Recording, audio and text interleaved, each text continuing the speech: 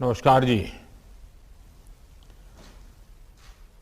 हरियाणा के मुख्यमंत्री श्रीमान मनोहर लाल खट्टर जी, केंद्रीय स्वास्थ्य मंत्री श्री मनसुख मांडविया जी, केंद्रीय स्वास्थ्य राज्य मंत्री डॉक्टर भारती पवार जी,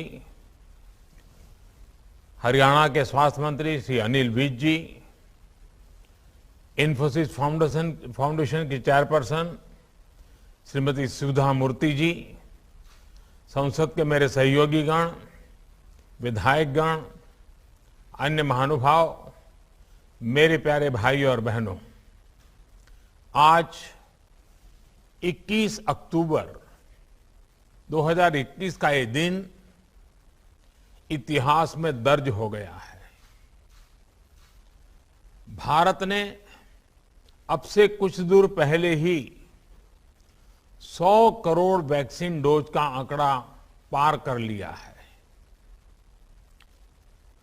100 साल में आई सबसे बड़ी महामारी का मुकाबला करने के लिए देश के पास अब 100 करोड़ वैक्सीन डोज का मजबूत सुरक्षा कवच है। ये उपलब्धि भारत की है, भारत के प्रत्येक नागरिक की है। मैं देश की वैक्सीन मैन्युफैक्चरिंग कंपनियां, वैक्सीन ट्रांसपोर्टेशन में जुड़े कर्मयोगियां, वैक्सीन लगाने में जुटे हेल्थ सेक्टर के प्रोफेशनल्स, सभी का खुले मन से, हृदय से बहुत बहुत आभार व्यक्त करता हूं। अभी कुछ देर पहले ही मैं राम मनोहर लोहिया हॉस्पिटल में एक वैक्सीन सेंटर से होकर के आया हूं। एक उत्साह है और दायित्व बोध भी है कि हमें मिलकर कोरोना को जल्द से जल्द हराना है। मैं प्रत्येक भारतवासी को बधाई देता हूं।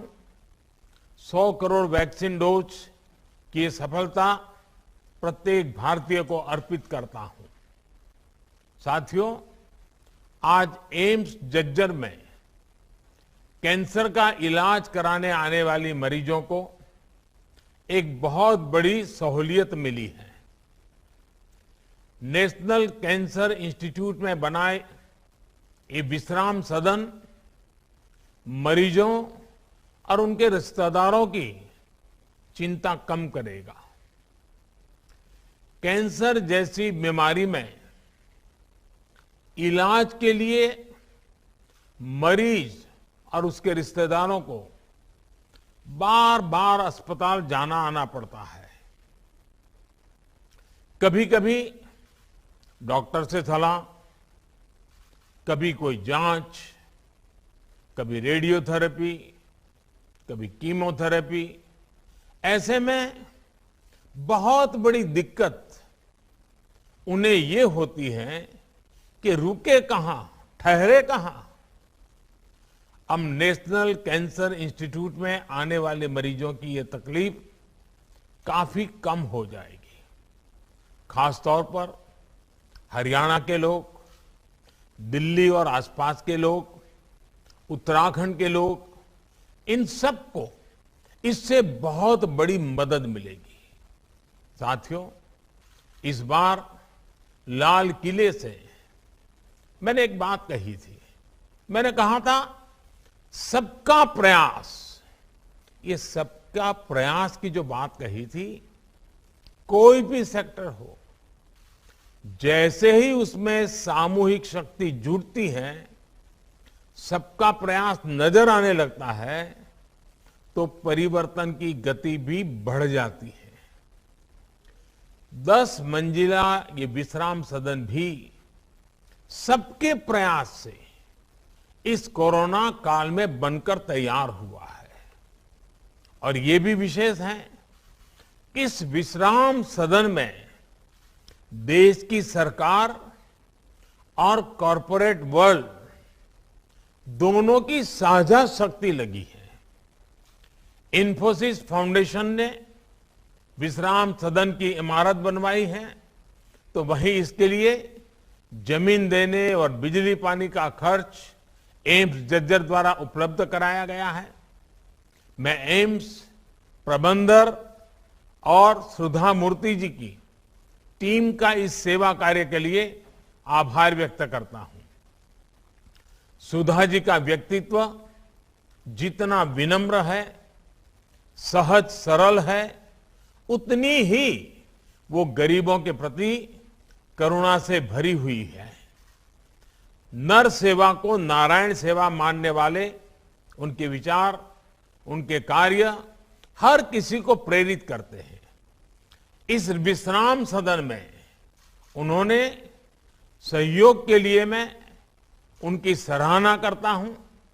साथियों, भारत के कॉरपोरेट सेक्टर ने, प्राइवेट सेक्टर ने, सामाजिक संगठनों ने निरंतर देश की स्वास्थ्य सेवाओं को मजबूत करने में अपना योगदान दिया है।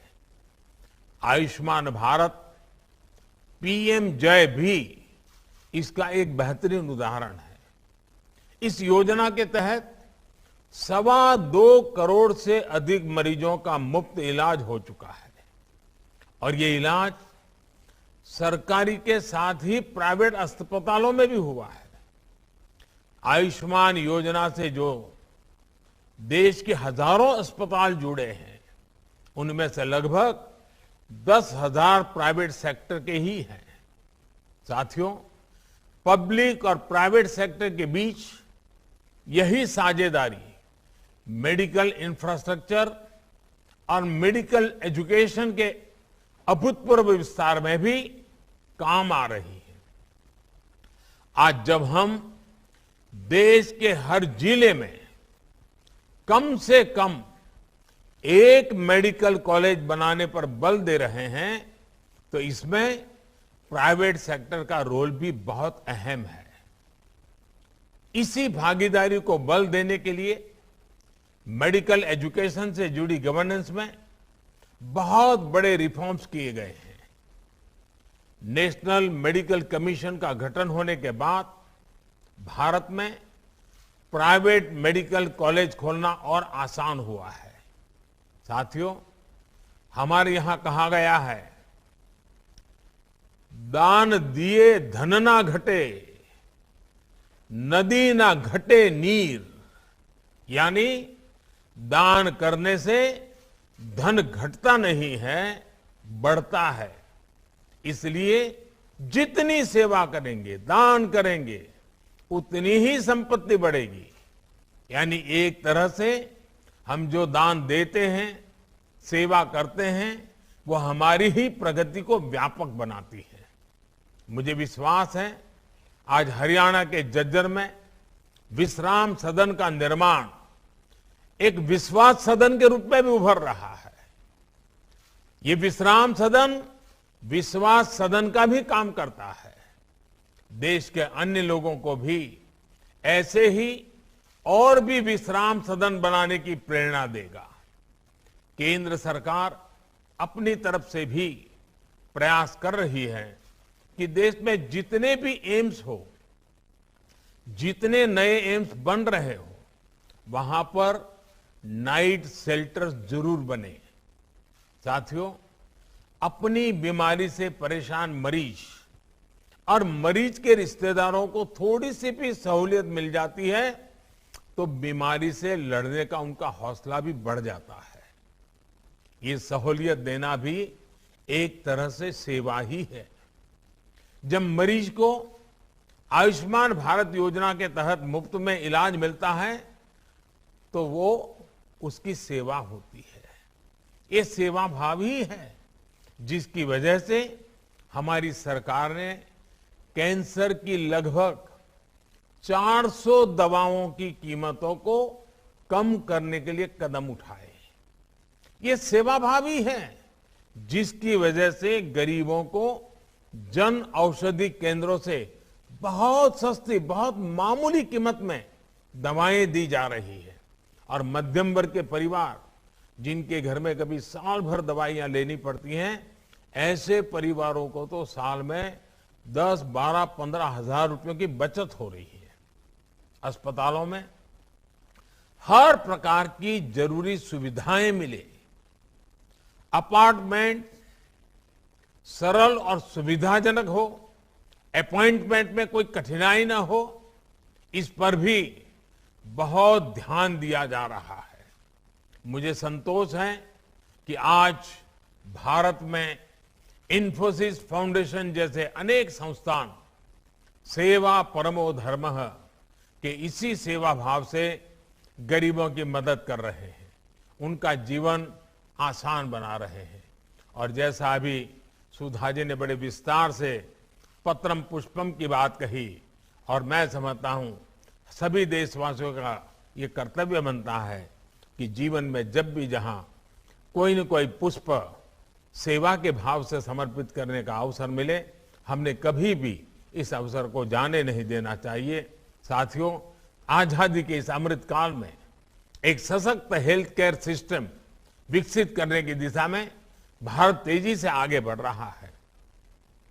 गांव गांव तक फैले हेल्थ एंड वेलनेस सेंटर, ई संजीवनी द्वारा टेलीमेडिसिन की सुविधा, हेल्थ सेक्टर में ह्यूमन रिसोर्स डेवलपमेंट, नए मेडिकल संस्थानों का निर्माण, देश के कोने कोने में इससे जुड़ा काम चल रहा है। ये संकल्प निश्चित रूप से बहुत बड़ा है, लेकिन अगर समाज और सरकार की पूरी ताकत लगेगी तो हम लक्ष्य को बहुत जल्द ही हासिल कर पाएंगे। आपको ध्यान होगा, कुछ समय पहले एक इनोवेटिव पहल हुई थी, सेल्फ फॉर सोसाइटी। इससे जुड़कर हजारों संस्थान और लाखों लोग समाज के हित में अपना योगदान दे रहे हैं।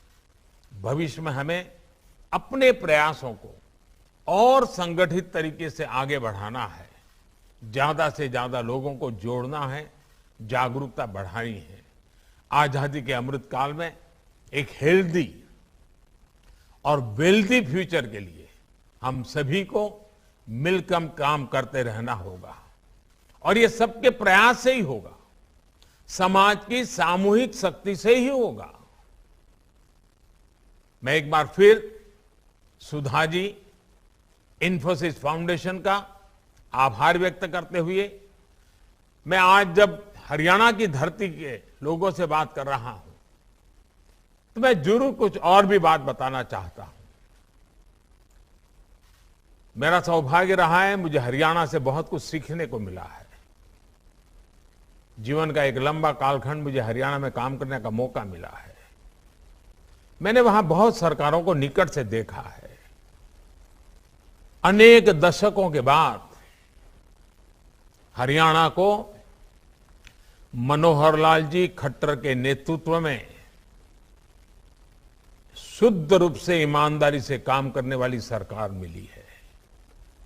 एक ऐसी सरकार मिली है जो दिन रात हरियाणा के उज्जवल भविष्य के लिए सोचती है। मैं जानता हूं अभी मीडिया का ध्यान ऐसी रचनात्मक और सकारात्मक बातों तरफ कम गया है, लेकिन कभी न कभी जब हरियाणा का मूल्यांकन होगा तो पिछले 5 दशक में सबसे उत्तम काम करने वाली, इनोवेटिव काम करने वाली, दूर की सोच के काम करने वाली ये हरियाणा सरकार है।